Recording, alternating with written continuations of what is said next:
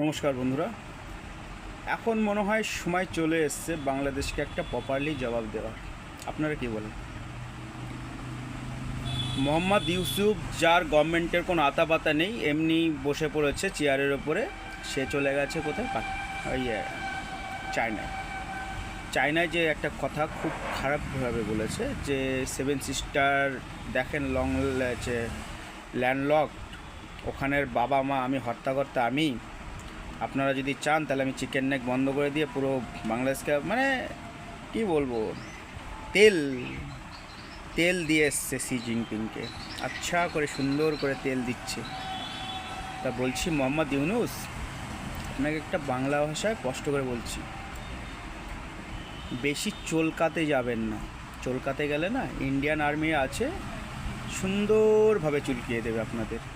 যেভাবে চুলকিয়ে দিয়েছে আপনার পাকিস্তান, আপনার বড় ভাই পাকিস্তানকে, সেরকম করে সুন্দরভাবে আপনাকেও চুলকিয়ে দেবে। চলকাতে আসবেন না বেশি। চায়নাকেও চুলকিয়ে দিয়েছে, চায়না জানে ইন্ডিয়াকে সহজে লাগতে আসে না। আর আপনাদের অ্যাকচুয়ালি তো কোলে করে উঠিয়ে রেখেছে ভারত এত বছর, 50 বছর ধরে আপনাকে তো কোলে করে উঠিয়ে রেখেছে। ভেবেছেন যে আমার মা বাচ্চাদের যেরকম কোলে করে ওঠায়, সব মানে দুশ্মনী সব কিছু কাটা থেকে আপনাকে তো এতদিন আগলে রেখেছিল, বুঝতে পারেননি ব্যথাটা।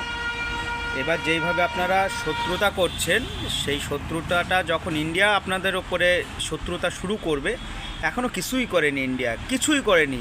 এখনও আপনাকে অবাধ্য ছেলের মতন বুঝিয়েই যাচ্ছে, কিন্তু আপনারা কি করছেন?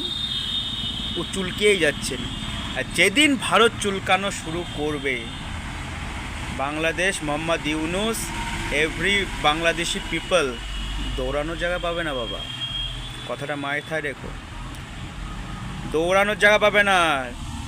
একটা সুচ বঙ্গোপসাগর দিয়ে বাংলাদেশে ঢুকতে দেবে না।